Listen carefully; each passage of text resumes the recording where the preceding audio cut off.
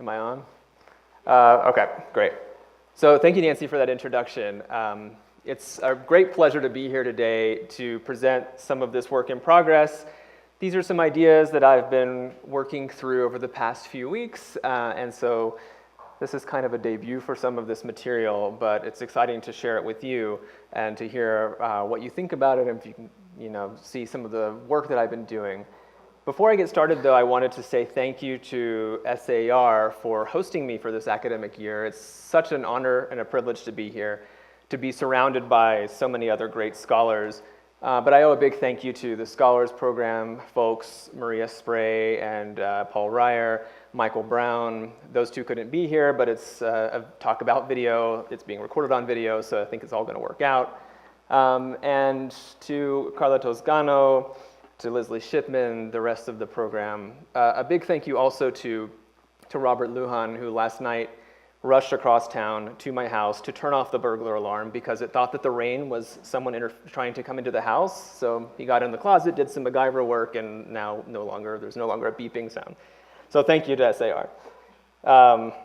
My talk today is about how African video films in Yoruba-speaking Benin portray religion on the screen. I want to focus specifically on the aesthetics of these movies, by which I mean the audiovisual decisions that the movie makers have to take to show spirits and divinities and extra-human entities on the screen for their audiences.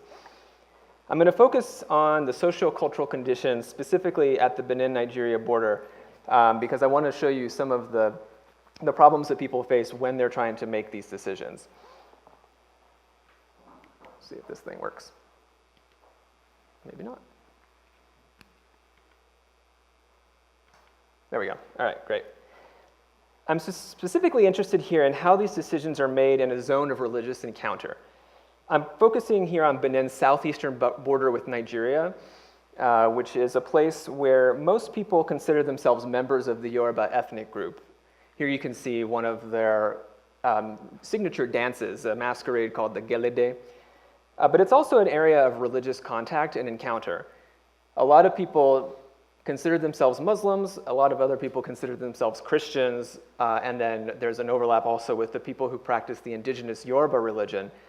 And so it's an everyday place where these Christians and Muslims, Beninese and Nigerians are coming into contact, as you can see in this slide here, with a Gelede performance right in front of the central mosque in the town where I was working. So to get started, I want to take you into a writer's room. Here we have a group of 7 Yoruba movie producers and 1 American anthropologist seated around a long wooden table coming up with the plot for a movie that they want to produce together. It's been a few hours, we've been at it for a while, it's hot and stuffy in this room, but we've come up with a basic plot by lunchtime. Now, these are some stills from the movie that would eventually result from this, and it will give you an idea of that kind of the plot that these people have come up with. Here we have the king of a small village called Ayedarade, who has just been he's just been put on the throne. He's completed a series of rituals that will make his reign long and prosperous. The actor here is Isiaka Ganiu. But there's only one more ritual that he has to go through, and it's one that he has reservations about. He has to choose a new wife. He's already married, but he has to choose another wife from the village to solidify the reign and so that the Orisha, the Yoruba divinities, will bless his reign on the throne. So things get a little hairy here when he selects a student who's just visiting the village for research purposes to be his new wife. She's not really into it. But she gets shut up away into the palace, and chaos breaks out. Some of her friends and fellow students decide to stage a rescue attempt. They break into the palace and they rescue her. And finally, in the end, the king relents and decides that this is a practice that probably should be abolished. He asks the Orisha to bless his decision, and to everyone's great delight, they do so. The villagers and the students alike rejoice, and an American university even agrees to fund an exchange program with the people of the village. But back in that writer's room, everyone knew that they had some decisions to make. They knew they had a winner. This film had a lot of meaty roles for people, all those kings and queens and priests in the village, all those students and pastors and anthropologists in the city. But they had the next step to cast, which was which divinity, which orisha to put in the movie. Their idea here was that they wanted to produce a film that would showcase Yoruba indigenous religion as a unifying force in West Africa, in the Yoruba parts of West Africa, and to show the orisha as agentive, active beings in people's everyday lives. In this way, they were going to rebut another kind of movie that comes from Nigeria. These are movies that are often made by Pentecostal Christians and that tell a very different story about the indigenous spirits. Instead of showing the indigenous spirits as a force for good in the world, they instead show them as a hidden occult power that needs to be exposed so that its nefarious deeds can be stopped. For these Yoruba writers in Benin, though, they wanted to make a movie that would not show the orisha as evil, would show them as actually powerful, beneficial beings in the lives of the people of the village and of the Yoruba more generally. So the question that they had to answer then was how to do this. The question became important when the writers tried to name specific divinities that could be in the movie. So a movie producer named Gerard Kukponsi suggested that perhaps they could choose to make the movie about Oro, who's the Yoruba orisha of the ancestral spirits, ancestral power. And you can see here his grove, which hides where all of his rituals take place. But then his wife, Aline, suggested that instead it might be better to use Orisha Oko, who is the divinity of the farm. The village that this movie was supposed to take place in is a fairly rural place, so she figured that might be a better Orisha to use. And then a camera operator named Lala Pedro suggested that he thought that Ondo would be a good Orisha to use. Ondo here is the Orisha, the patron Orisha of Pobe, the town where a lot of this film would take place and where we were where these writers were based. But then an older man and a master storyteller named Adam Saka suggested that there was one problem with all of these ideas. How are we going to show an orisha on screen in all of its glory, doing miraculous deeds, without at the same time exposing secrets about the orisha that shouldn't be put in front of the camera? So then radio DJ and videographer Isiaka Ganiu said, well, why don't we just make one up? So his idea was to come up with something brand new that we could put on the screen, wouldn't have any secrets to be exposed, but that would still be able to sort of convey this message. That set the writers up to figuring out this conundrum. So what would this fictional spirit, what is it going to look like? How are we going to bring it to life, and so on? The result was the Orisha Atura, which means the divinity of bliss, the divinity of happiness, and became the title of the film as well, Ikoko Atura, the jar of sacred bliss in English, which came out in 2016 and is the result of this writer's room that I've been discussing. But in this talk, I want to focus on this tension that these Yoruba video filmmakers were recognizing and that the ones in Benin specifically have to face. On the one hand, they want to promote their indigenous religion as a force for good, a unifying force, a force that empowers the community, and embrace this notion that mutual veneration for the Orisha is one that unites all Yoruba people within West Africa, but also with their kin who live across the Atlantic Ocean, who were brought there through the Atlantic slave trade. So this means that they see the Orisha, devotion for the Orisha, as one that unites Christians and Muslims, Beninese and Nigerians, West Africans, and African-descendant people in the Americas. But then Baba Saka's objection brought up the main issue here, which is that if you want to put these spirits on screen, how do you show them as powerful and as having an impact without revealing the secrets that give them power? Movies are, by their very nature, an audiovisual medium. So one solution might just be to throw up your hands and say, no, it's just not going to happen. This is not a religion that lends itself to the medium of film. What I want to argue here today, though, is that this is actually an example where the people in Benin have figured out a way to represent these divinities on screen without damaging them by a process of audiovisual adaptation. They are specifically borrowing from another audiovisual regime across the border in Nigeria, one that was created by people in Nigeria, Pentecostal Christians, and they figured out a way to transform that, to use it to promote their indigenous religion. At face value, these are two audiovisual regimes that would seem contradictory. One wants to expose hidden forces so that they no longer have power. The other wants to guard them so that they maintain their power. But I'm going to also show you how these video filmmakers in Benin are able to naturalize that other audiovisual regime into a Yoruba genre that draws from a long tradition of Yoruba oral narratives that rely on metaphor to get past this hurdle. So here's just a background, or a little roadmap of where I'm going to be going. I first want to give you a little sociocultural background, historical background on this part of West Africa and on this particular type of movie making. It's got a different history from what you might be familiar with. And then I'm going to give a little bit of my theoretical framework that's guiding this research, specifically in this chapter in progress. And then I'll move on to the extended example of this film, Ikokwatra, that I've been talking about, to hopefully make it more clear what is going on, how people are adapting these different audiovisual regimes and bringing them together. And finally, I want to make a few suggestions about why this matters, what this says about religious plurality in West Africa, but also more broadly across the world.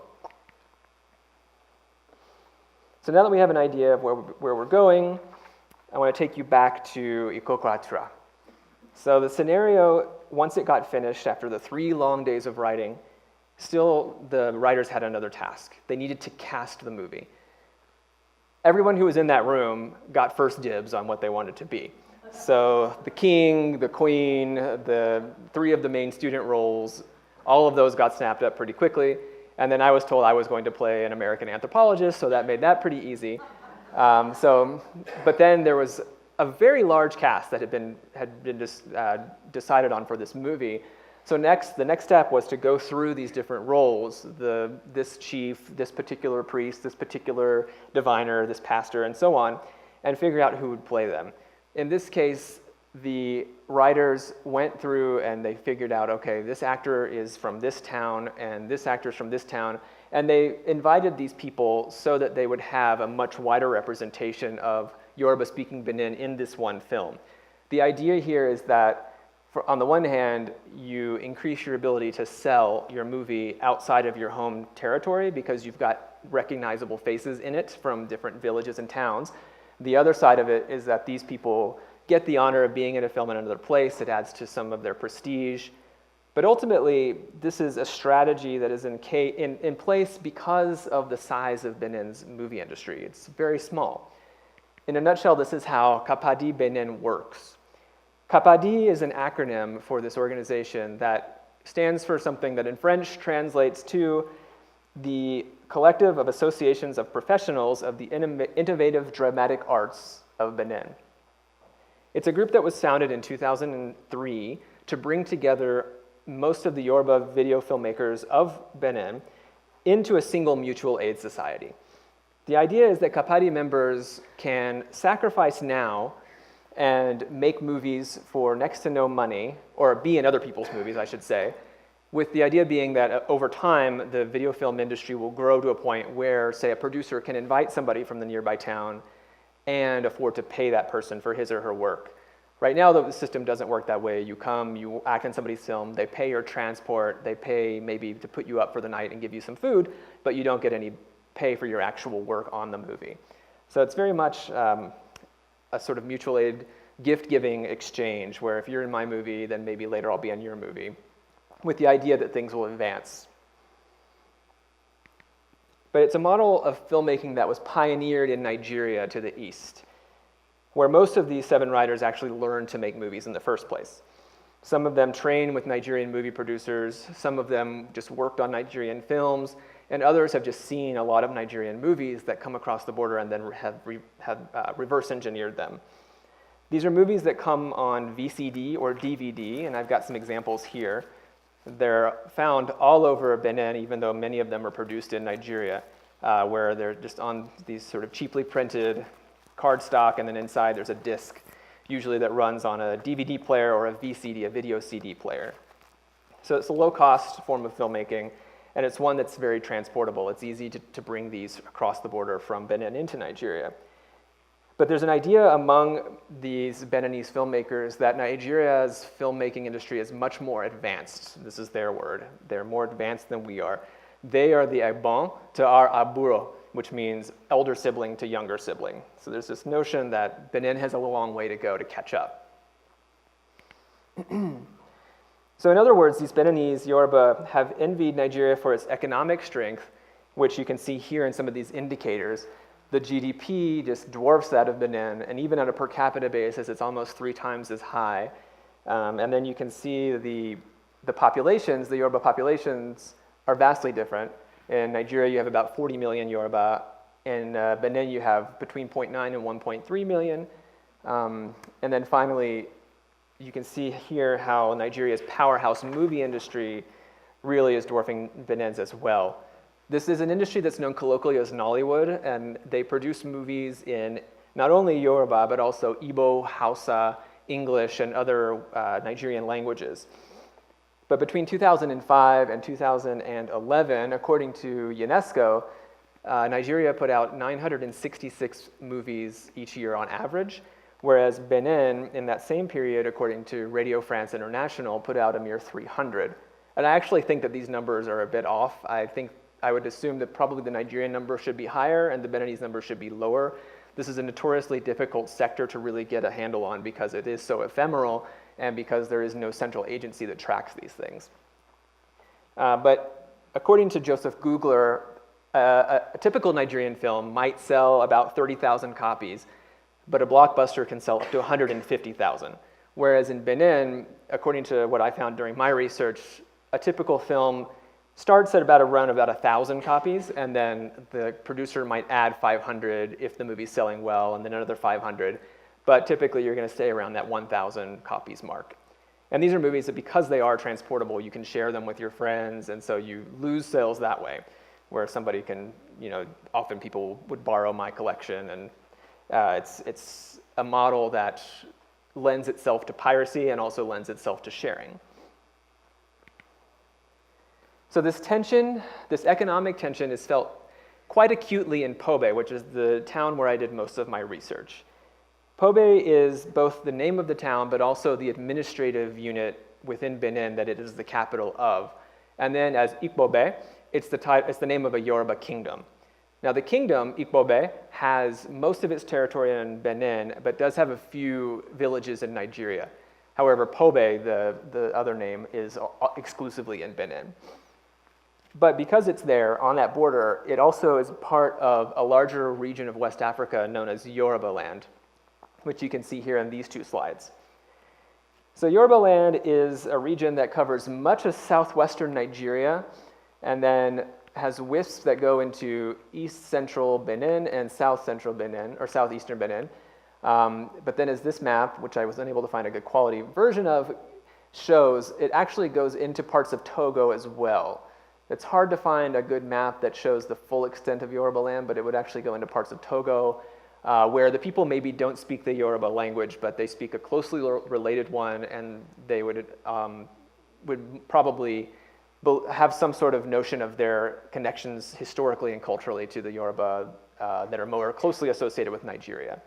For the purposes of this talk, I'm going to be focusing primarily on the borderland zone here between Benin and Nigeria, but I wanted to acknowledge the Togolese side of things because it usually gets left out of the picture, just like Benin usually gets left out of the picture when people talk about Yoruba.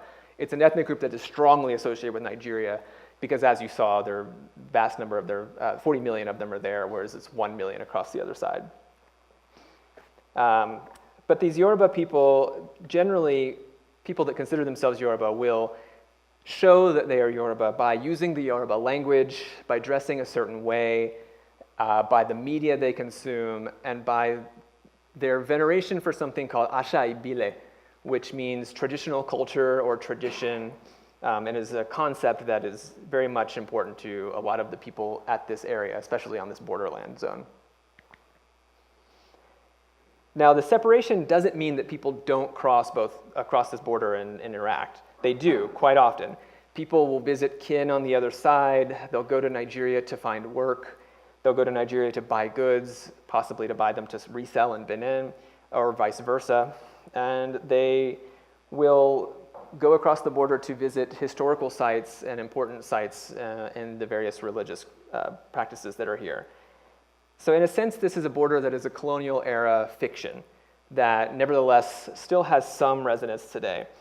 It's this border that was created back when France and England and Germany and Togo divided this land up and decided to make this part Dahomey, this part Togo, this part Nigeria.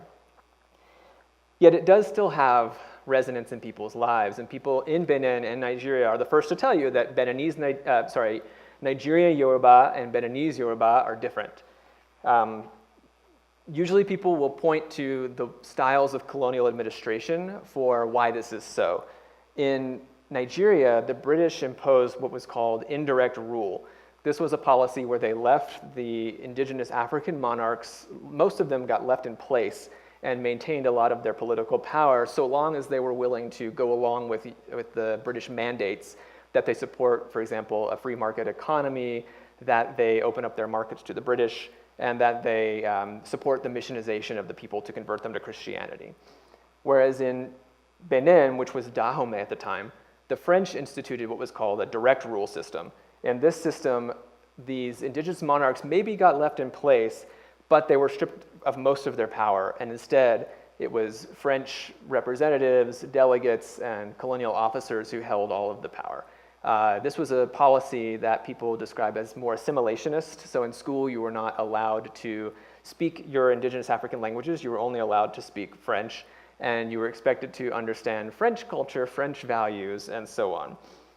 So nowadays, people on both sides of the border do point to this for the reason why a Yoruba person from Nigeria is generally seen to be more assertive, more business savvy, and also to have a stronger sense of Yoruba, authentic Yoruba culture, which is a term that people would use.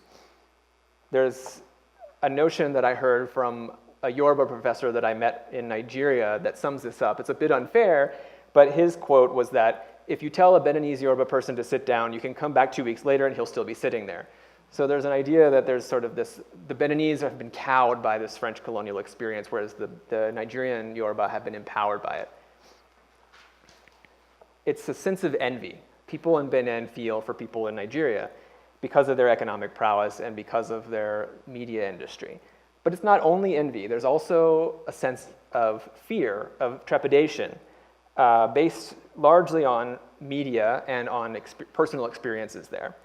The video filmmakers in Kapari that I've been talking about are often at the front lines of this because they are located right on that border, which becomes a ground zero for a lot of this media that crosses over from one side to the other. They are also able more easily to cross over to Nigeria to find work, to work on other people's movies and so on.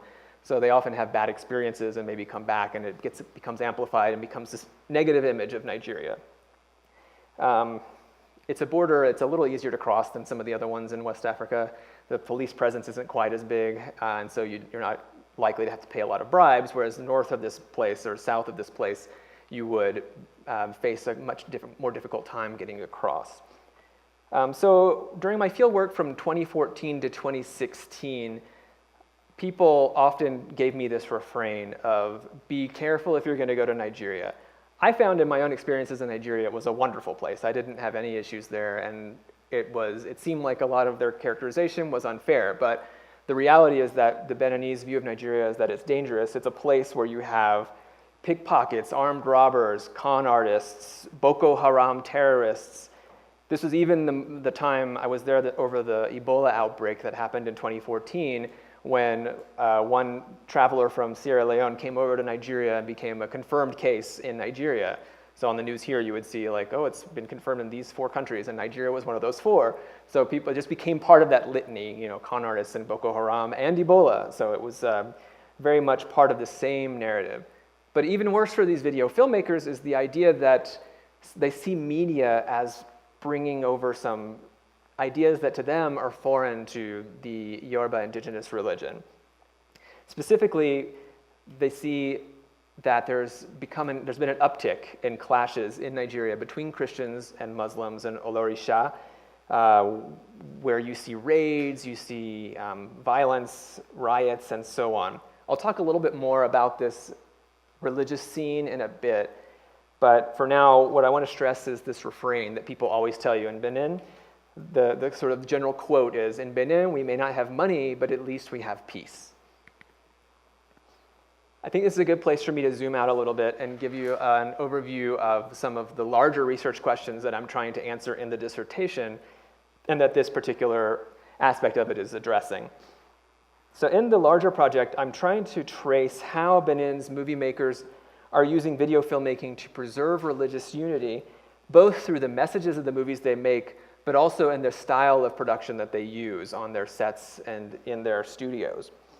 My work focuses on Yoruba, these sites of production in Benin, where I'm really interested in how they bring Christians and Muslims and followers of the Orisha into the same space to hash these ideas out and come up with plots and aesthetics together that present Asha Ibile and the Orisha in this positive light. So the main question that I'm trying to answer is, how does the production of religious media shape the norms of community and religious practice? And then there are two related questions that come from this that the project is also talking to, and one of those is what roles do nationality, religious affiliation, and professional prestige play in the negotiations over these religious attitudes and conceptions of community? And secondly, how does an open style of production shape the public that can participate in these conversations about religious representation, iconography, and aesthetics? The situation presents something of a problem for a researcher, though, because if you want to understand how something got to be the way it is, how something is made, you can't just start with the finished product and then try to sort of go backwards from there. So my challenge as a researcher was how to get access to those actual sites where these decisions are being made on a day-to-day basis. So now that takes me back to Ikokwatura. Here I want to give you a little bit of background about how this film came to be and how it played a big role in my fieldwork. And hopefully this will give you a little more insight into my methodology. So during the 3-day writing session that I started with, I had been in Benin for about a year, but over that time, my research had largely been on these film sets in these film studios, where I was acting in movies, as you can see here. I was in studios learning how to edit video, how to shoot video, how to do special effects, and so on. And in this, I was borrowing heavily from ethnomusicology and art history, where you often have people who go over and learn to, for example, play a certain instrument or play a certain kind of music from people that are experts in it. So I took that idea, I applied it to filmmaking. Anthropologists have used this as well. You've had people learning how to make houses or learning how to do specific kinds of art. So it's an apprenticeship model. And it's one that got me into those studio places and spaces and gave me this insight that I needed for my project. And of course, I supplemented this with some traditional ethnographic techniques like interviews with religious practitioners, government officials, and various artists. And then I also participated in a lot of ceremonies and rituals and services, both Christian, Muslim, as well as indigenous religious ones, where I was accompanying video filmmakers to their places of worship to get a better sense of how that informed their aesthetic practices.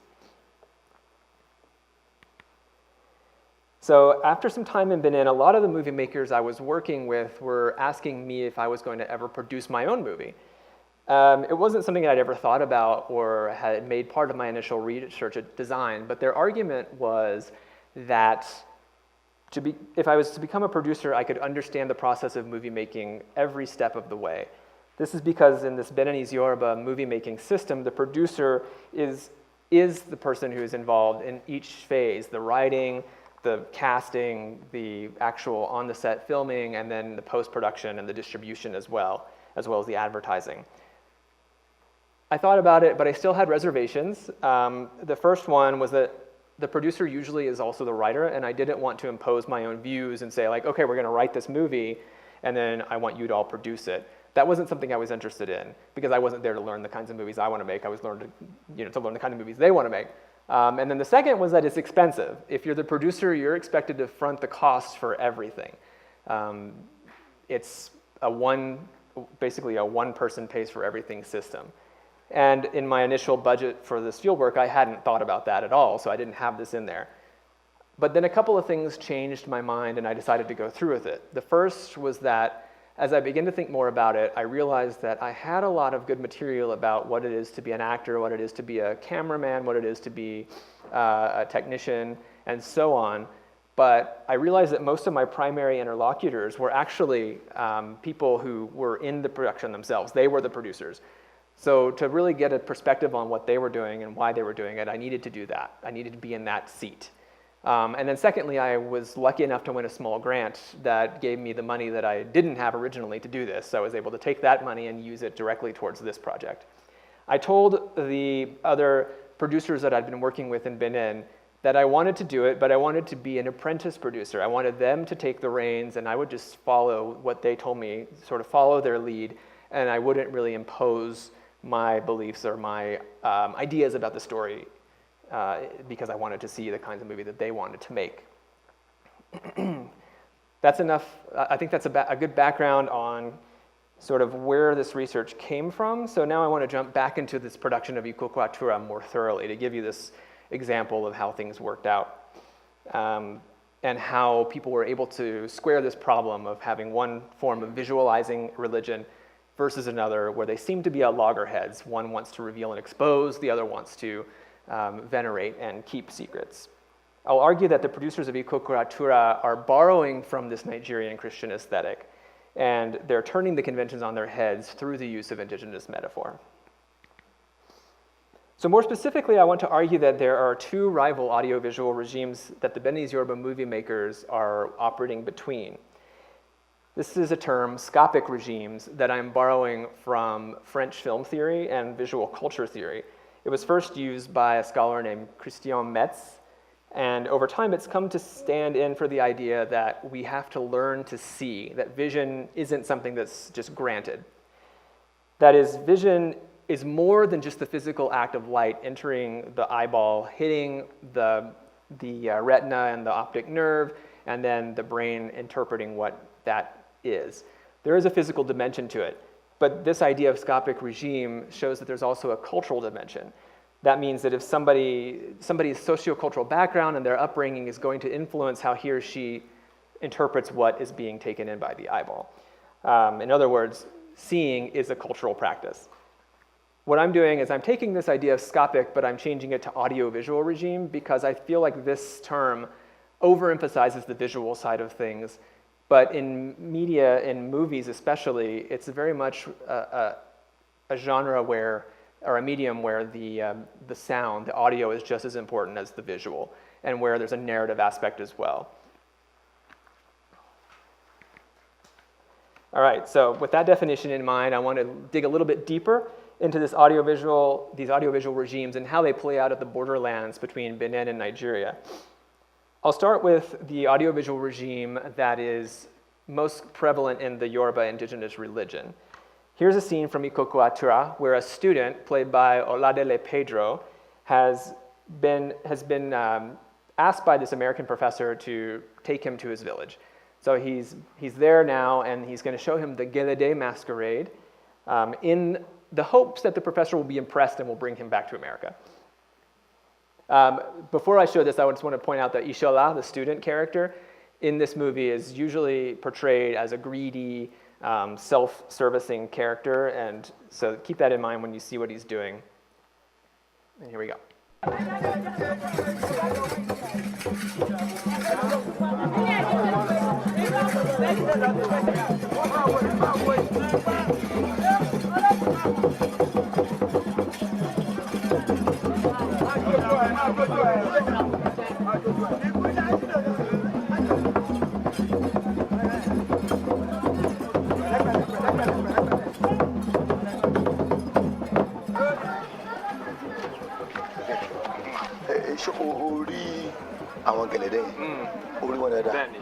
Est-ce que tu as déjà trouvé quelque chose comme ça une fois? Ah, c'est la première fois. J'ai lu à propos de ça, mais c'est la première fois pour moi à voir des danses comme ça. Ok. Ṣé ohun tí mo mú ẹ tó wá rí ni ṣé ìyẹn náà ṣé ó lè mú èmi náà lọ sí lóyún? Irú náà dà ṣùgbọ́n mo fẹ́ tún mọ̀ nípa àwọn nǹkan tí mo ti wọ̀. Ó fẹ́ mọ̀ nípa ẹ̀ sí. Bí ti ìgbà tó rí náà nǹkan lákùnkan ni ó yẹ kó mú mi ní ìsìn kájọ mọ́ lọ ni. Bóyá a lè ṣe bẹ́ẹ̀ ṣùgbọ́n mo fẹ́ tún mọ̀ nípa gẹ̀lẹ́dẹ́. Ok, kò sí wàhálà on peut partir alors. Ok. So the soundtrack's a little out of sync here, but that's when I subtitled it, for some reason when I exported it was like that. The original is synced up. But Ishola's ploy here, the Yoruba student, is that if he can show this foreign anthropologist the Gelede masquerade, then it should be enough to convince him to bring him back to America. But the anthropologist is like, no, I want to know more. And Ishola is basically willing to sell out community secrets in order to make that happen, because the price is right in this case. This point is reinforced in another part of the movie when another one of the student characters named Ajani, played by Shefiu Wasi, is telling the professor basically, don't go to Ayedarade village by yourself, you've got to send us to do the work for you because the people there aren't going to tell you the quote real truth unless you have actual Yoruba people to do the research for you. So we have here an audio-visual regime of the Yoruba indigenous religion. It's got two parts. On the one side, you've got the spectacle, and on the other side, you've got the secrecy. I'll come back to this graph in a second. But first, I just wanted to say that I'm thinking through this in audio-visual terms, but I'm pulling here from the research of 3 anthropologists who have worked in Yoruba Land, Andrew Apter, Karen Barber, and J. Loran Matori. So this audio-visual or aesthetic dimension of the ritual or the ceremony, again, it has these two parts. One that is open to outsiders to watch, which is the spectacle you see on the right, and the other that is reserved only for people who have the proper access to knowledge, people who have been initiated, and therefore are allowed to see what goes on behind the curtain on the secret side of things. This is a model that allows people to participate in the ritual, even no matter what level of knowledge they may have. Simply by showing up and watching the Gelede dance, you are participating in that ceremony itself. But then there's another half to that, the real truth, that only those insiders, those people who have been initiated, can access and witness. So another way to look at it is that the secret activities are where the truly powerful and miraculous things happen, whereas the spectacle is where those effects are shared with the community at large. The spectacle attracts people who want to see and hear what's going on, and their attention reinforces the fact that there is a secret at all to be seen by people that have that knowledge and have that access. At the same time, when the spectacular side of the ceremony attracts so much attention, it makes the secret activities all the more potent, even if they're hidden behind a wall such as this. It shows that what is happening on the other side of this wall does have some very useful purposes to play in the community, much more at a larger scale. The spectacle, in other words, feeds the secret, and the secret empowers the spectacle. And that's the Yoruba indigenous religion audiovisual regime. The catch then becomes that if there's a secret aspect of a ceremony or a ritual and it becomes common knowledge, it starts to lose its luster, it starts to lose its power. The secrecy is essential to how all of this works. And even if someone maybe guesses something, like they hear a sound and they guess how it's possibly made on the other side of that wall, that person is supposed to keep that a secret. There's not only a secret aspect that they're not supposed to know, but there's also this imperative to perform ignorance if you're not initiated, no matter what you may think you know or don't know. So then here's another clip from Ikokwatura. This time Ishola, the same student that we just saw, it is having a fantasy, it's a dream about what he thinks is going to happen when he really betrays this secrecy by giving the professor one of these objects, one of these secret pieces of knowledge that he's not supposed to know. In this case, it shows that he's willing to betray community secrets for his own personal gain.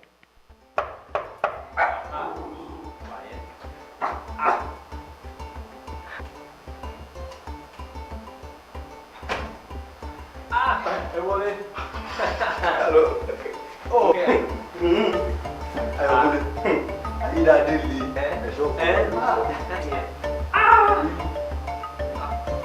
C'est super, c'est magnifique.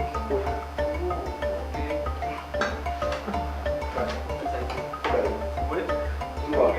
Ah, écouché au... C'est demain. Demain. C'est Ouais, c'est demain.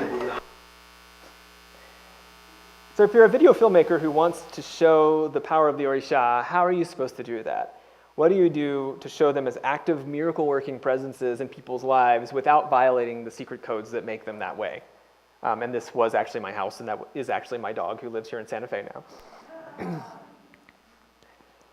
This brings me to the second audiovisual regime that I want to cover, which is that comes from the Pentecostal charismatic movies that are made in Nigeria. At the time that Nigeria's Nollywood movie industry was really taking off in the 1980s, it was also a period of great financial burden in Nigeria because of the low oil prices in the world.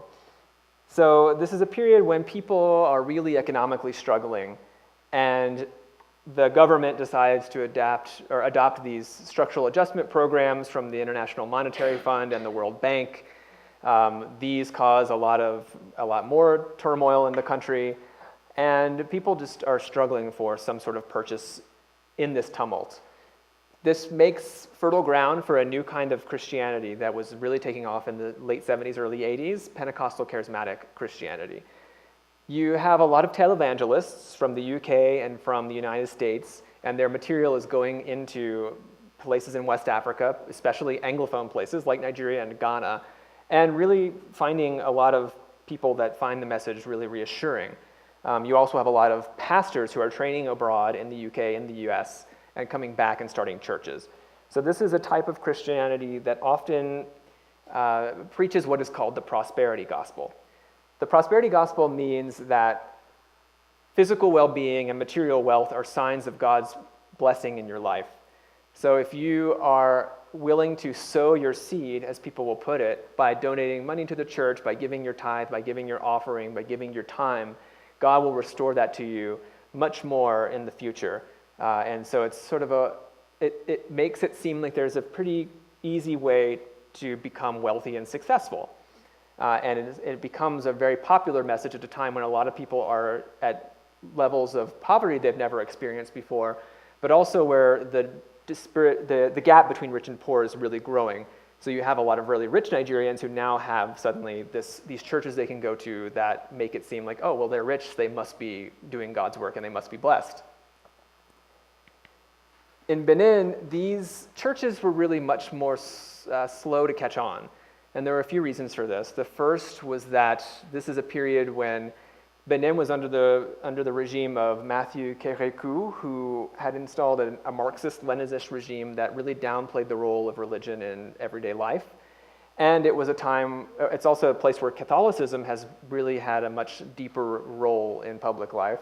And then finally, just linguistic reasons. In Nigeria, it was English-speaking, so it was much easier for these messages from the US and the UK to find eager ears, whereas in Benin, it's a Francophone country.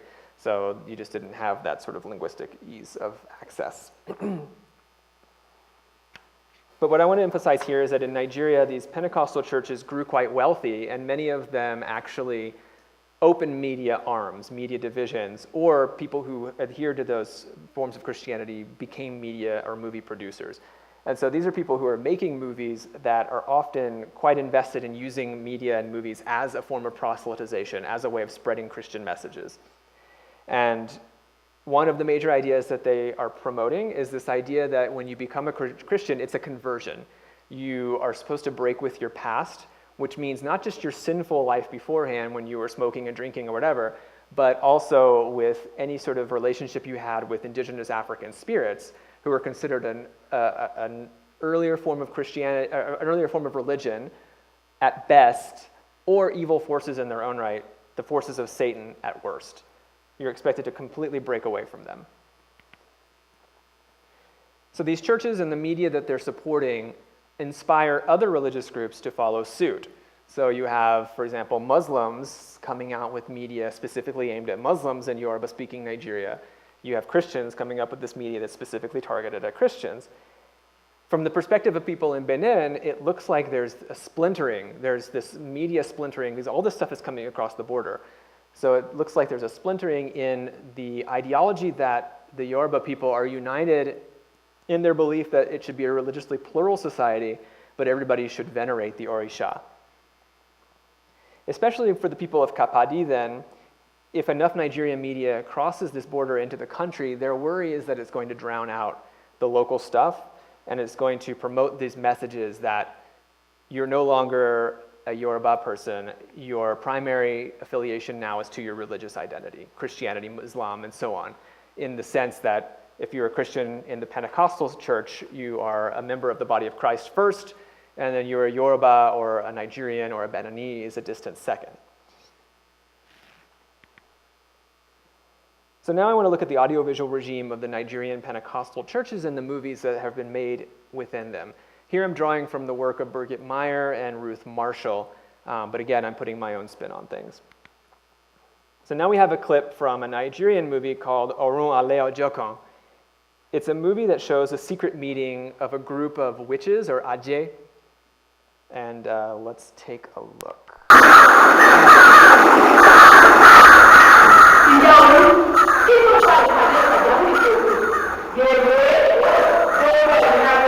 Gbogbo yín pátápátá lè mọ̀ wípé ìkòkò kan ṣe tó lágbára mi sì lórí òun ni olú ọmọ mi.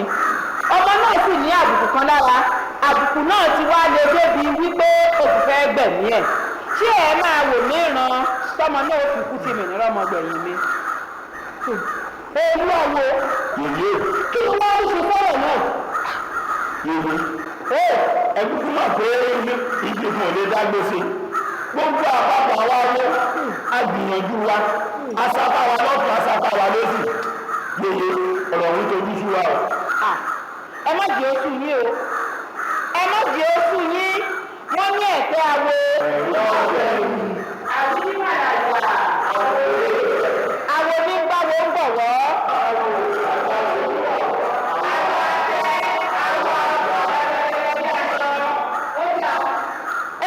Ìpàdé náà sì di sán lónìí. Èyí ń lásìkò ìpàdé wa.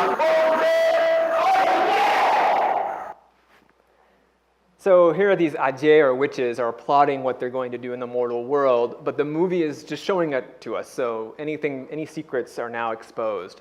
And even in a film like this is not a movie that is necessarily against Yoruba indigenous religion, but a lot of the movies are borrowing these aesthetic tropes from the Nigerian Pentecostal films. So the red and the black that you saw there, the iconography of the snake-haired woman and the rainbows and all of these things, these are aesthetic codes that have been developed in the Nigerian Pentecostal films and now have become quite common in the Nigerian movies, at least, to represent the indigenous religion at large. And so this becomes a problem for the people in Benin who are interested in sort of preserving the Orisha indigenous religion in this sort of more authentic form, or what they consider more authentic form.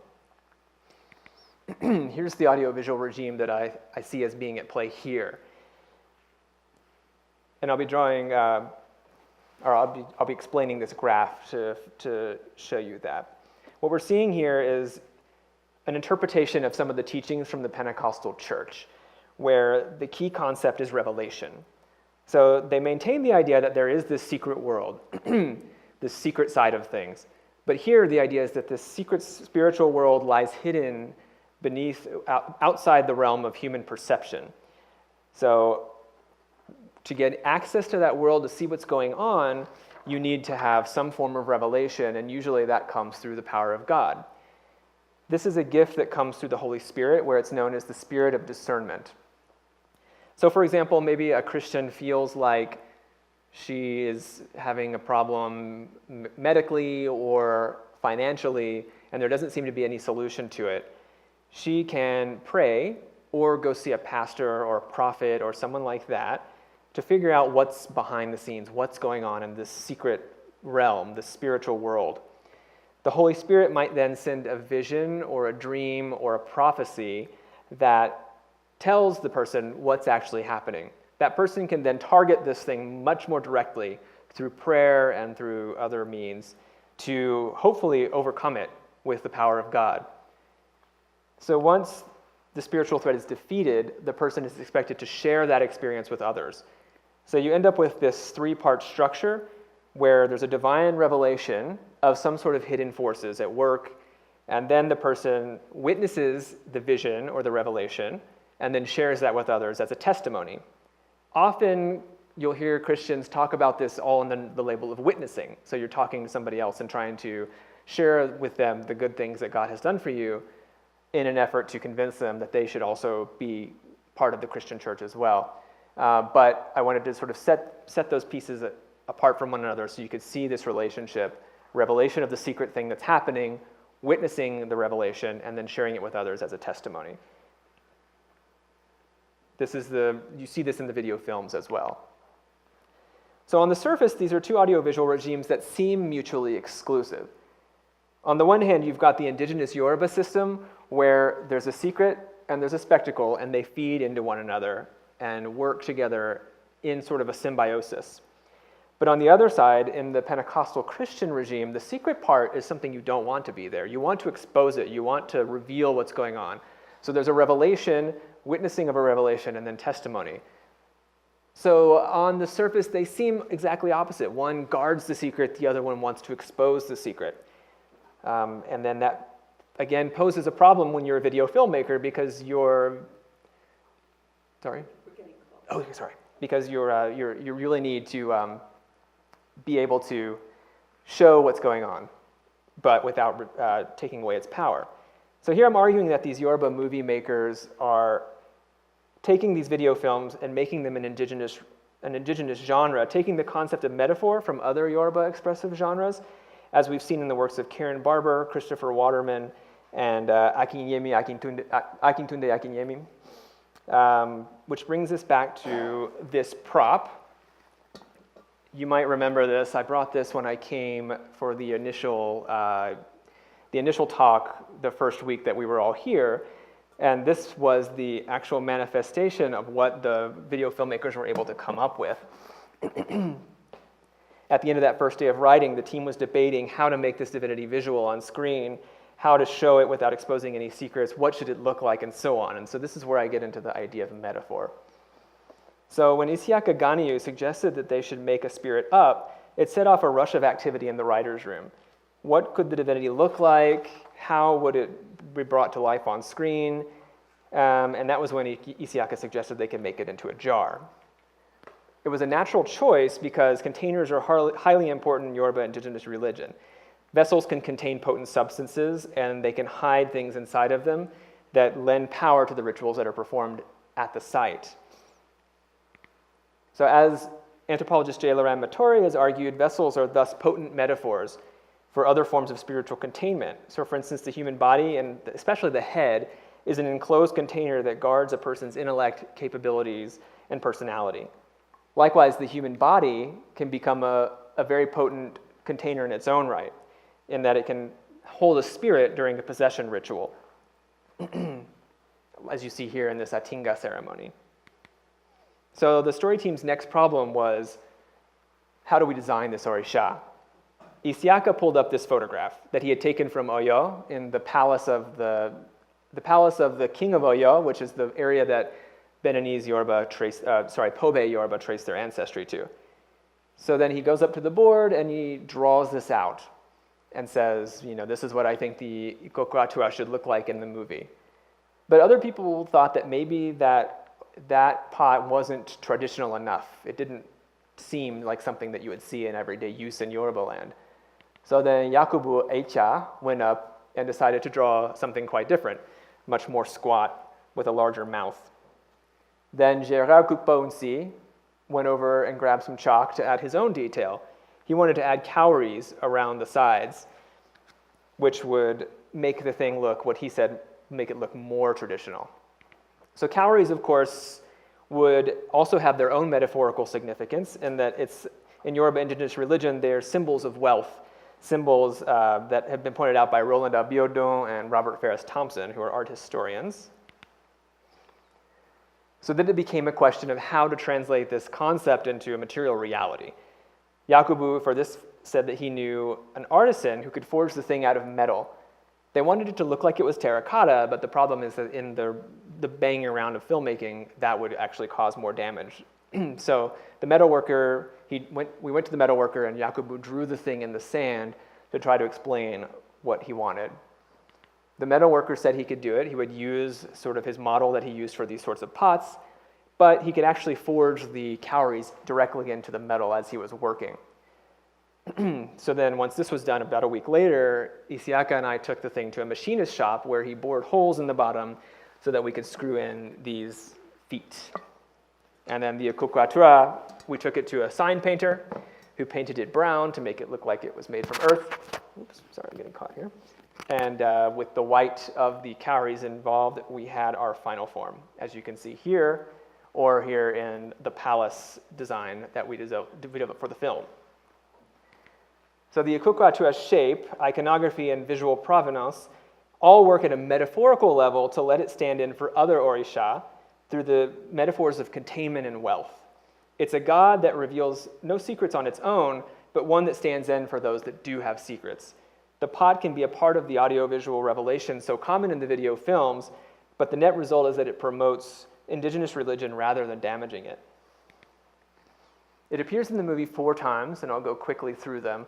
First, in the prologue, it stops a woman from committing suicide by shooting a knife and cutting the rope. Then it reveals itself to Omolala, who is the student played by Augustine Besson, when she's shut up in the palace.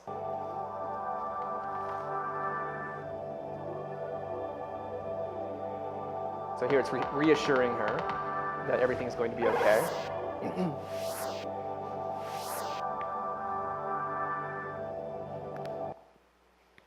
Later, the same greedy student that we met steals the pot from its shrine, and it strikes him down. It doesn't harm him, it just makes it so that the palace guards can capture him.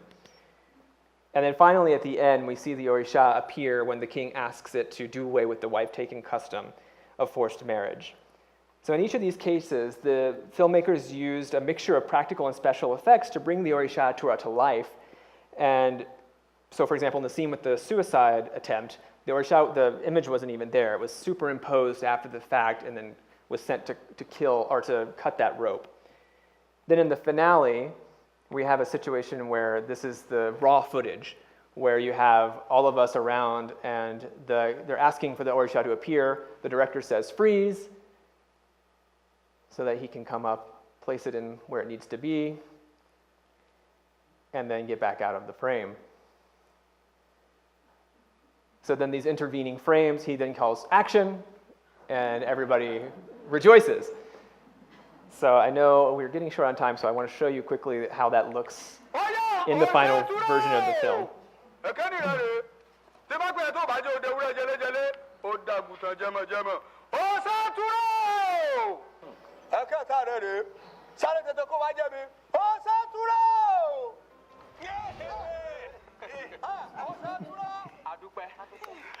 So these are low-cost special effects that these Béninese movie makers have learned through their association with Nigerian creators. They may seem a little amateurish to those of us who are used to Hollywood CGI and this kind of thing, but again, remember that these are audiovisual regimes we're talking about. Ours is not the one that this is intended for. But in talking about this, the point that I'm trying to make is that the Béninese and Nigerian Pentecostal strategies are the same. The special effects are the same, but the impacts and the effects are very different. One audiovisual regime is being adopted to another through the use of this indigenous metaphor to present this image of indigenous religion as a positive force in people's lives. So quickly, I want to return to this final scene of ikukuatura to also show you how people are showing how this orisha is also seen as a unifier. This is a scene where you have not just people from the village, you also have the king and his priests, and even more, you have a director from the local school, and you have an American anthropologist there.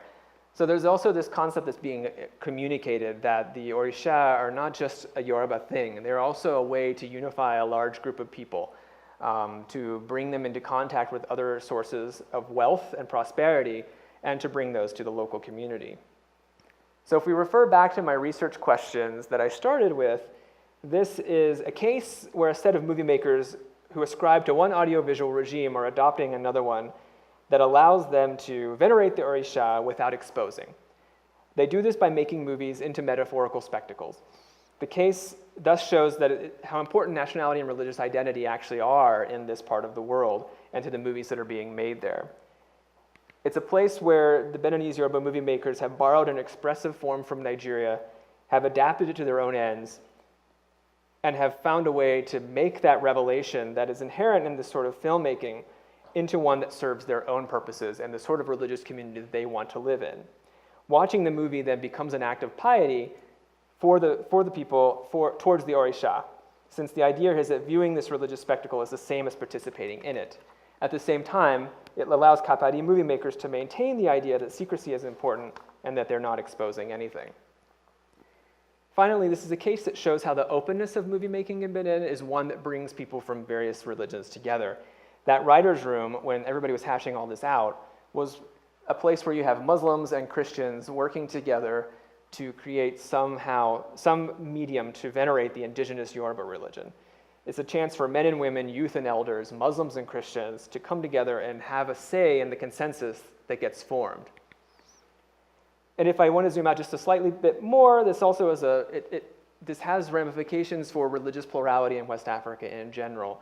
As Nigeria's movie industry has become so large and so dominant, it's been a wonderful way to show that the sort of cinematic form of Hollywood and the sort of French and art cinema that you see in a lot of African film festivals is not the only way to go about it. You don't need to get money from France to make a movie. You can make it with your buddies in the backyard, but it's also become a situation where smaller countries like Benin don't have the capital to compete with a large industry like Nigeria. And so they fear that if they stop what they're doing, they're just going to let the Nigerian and to some extent the Ghanaians run slipshod over what they're doing, and they won't have a chance to have a say, to have a role in that consensus building. So finally, before I open it up to questions, if we have a few minutes, I wanted to thank my sponsors who have supported this research at the fieldwork phase and then now at the write-up stage, including SAR. So thank you very much.